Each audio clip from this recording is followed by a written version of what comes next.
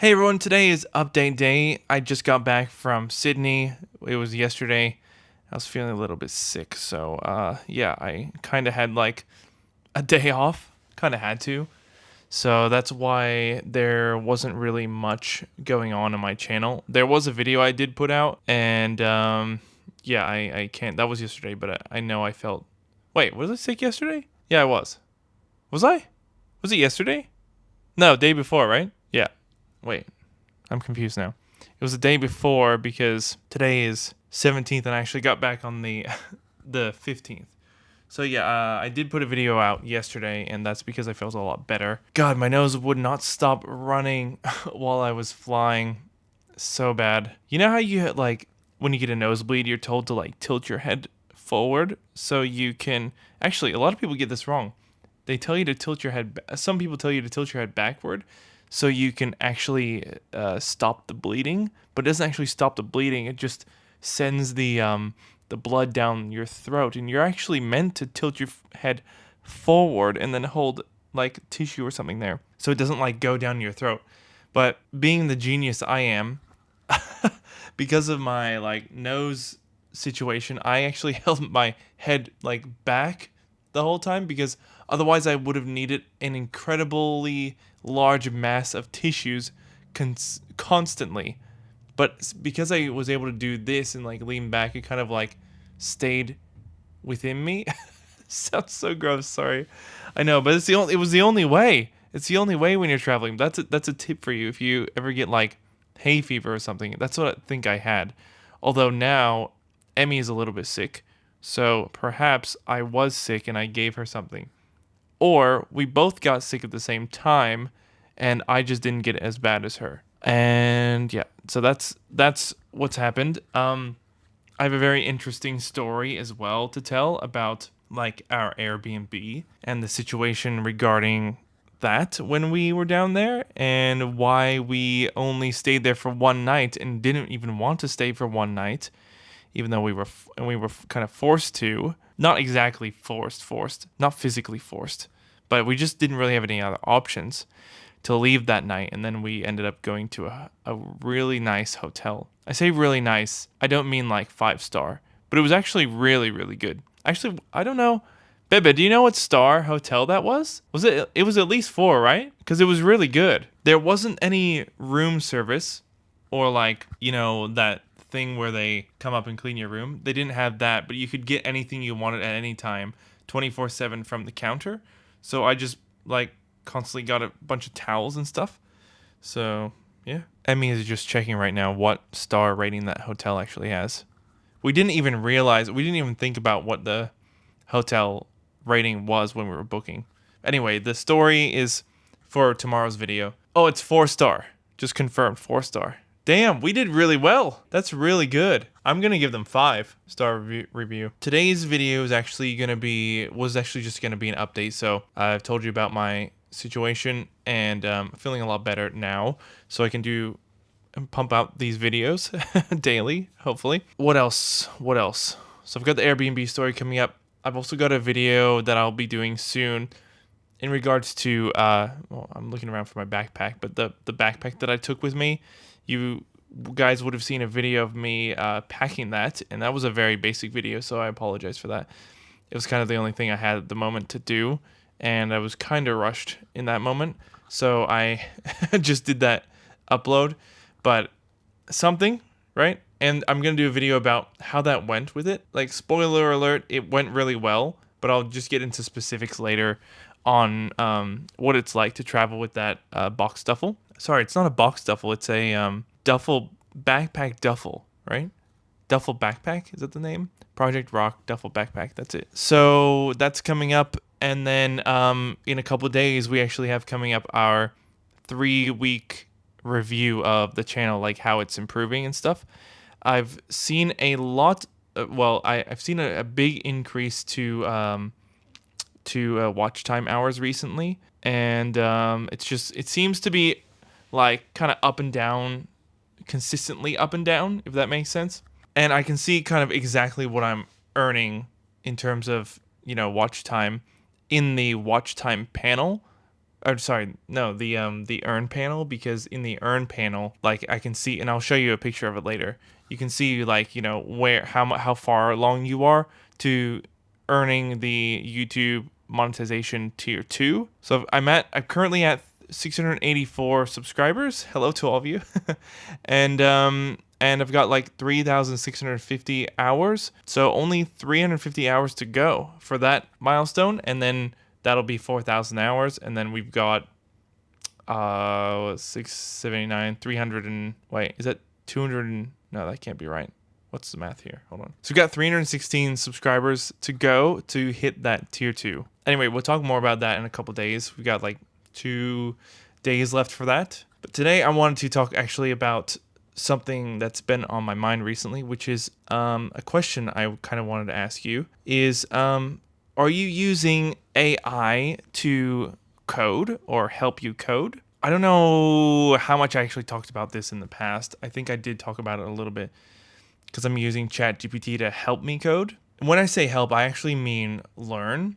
I did use it a little bit to help me make some like actual coding, get some actual coding done for like an app, but I'm not actually using that properly, and I've, you know, the one that I actually did do and like did create with ChatGPT, I actually deleted it. I'm starting from scratch, and it's because my main goal is to understand and learn coding, so I don't need an I don't need an AI to help me. That's the point of it. So I do want to learn how to do it, but what I want to know is if you're using it to like I don't really care if you're like I think it's a great idea to use it to learn to code. I'm just wondering, are you using it to code? If you're a coder and you're watching this, do you use it to code things properly, or what do you use exactly? Because I've been seeing a lot with Cursor recently. I actually, maybe Cursor's a little bit old news now, but I've seen Claude as well, and I've actually been using Claude for a little while now, maybe like a week and a half. Not really that long, honestly. I've been using ChatGPT way longer than Claude, but Claude seems really great at coding.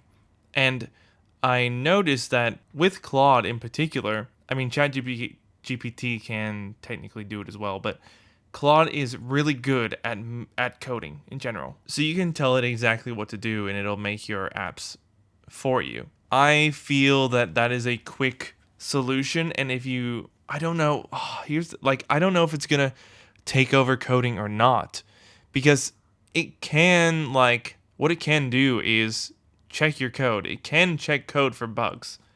Like that's what it can do. I think the point of it is at what point does it get fully integrated? I think Cursor is fully integrated. I think because it can see your code, right? It can see all your code. I don't claim to know a lot about Cursor or Claude or even coding in general. I've just seen that you seem to be able to, and I've been using it as well to actually make apps, and the screens that they create and what they generate actually works really well. And you can get really specific with it and it'll do that. You can even upload images, I saw recently, and you can do that too. You can say like, here, can you please give it a photo, and then can you please make a screen or like a view that is just like this.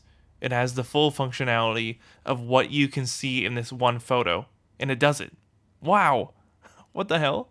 So yeah, I'm just wondering, any of you coders out there, and particularly, I mean, I'm not limiting this question, but by any means to like coders who only use a certain language, but I am using Swift, and I'm wondering, do any of you use Swift and use like Claude or something or an AI to help you out as well? And also, I'm just wondering, is there like, are there any of you out there that actually don't know anything about coding, but you're using an AI to make an app and you have made an app with that? Just wondering. It just feels like I'm seeing a lot of stuff on like coding with AI and how much it can actually do for you. And I'm wondering like where does that end? Like, and I'm starting to wonder like, is there a reason to learn to code if AI is going to be so good, then literally anyone can make an app. And then you start to wonder like, well, there's a bug over there that hold on, I gotta kill this thing. What the fuck? It flew away again. And it's damn it. Okay, yeah, so what I'm just wondering is, like, at what point do companies that say are hiring people to, code something or make an app, at what point do they stop hiring people to do that and then just do it themselves? Or at what point, here's another interesting question. At what point do those companies stop hiring developers who have a strong knowledge in coding?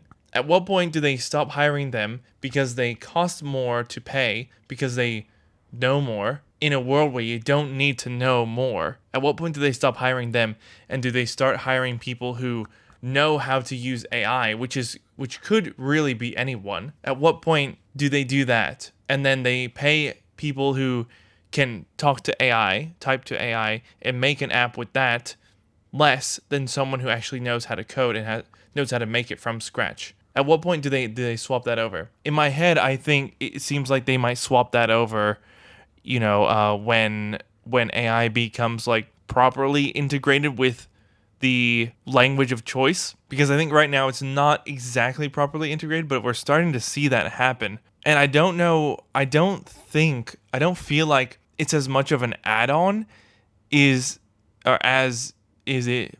Let me start over. I don't feel like it's I can't even start over.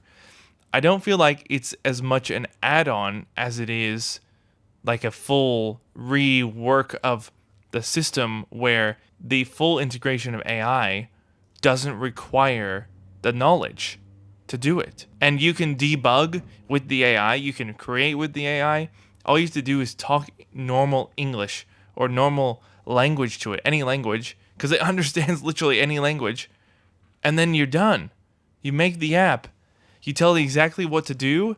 You tell it to make all the views and the screens you need, all the functionality. If it's missing something, just tell it to go back and add it in. Oh man, kind of scary. All right, just wanted to pose that idea, see if anyone was interested in chatting about that in the comments, because I really want to learn coding, but I'm wondering, like, because I kind of wanted to get a job as a coder, but also at the same time, I obviously would make my own apps. And obviously that actually comes before you get a job, because you do that to get a job. But my point is, like, I want to make apps on the side of, working for someone. Like, why?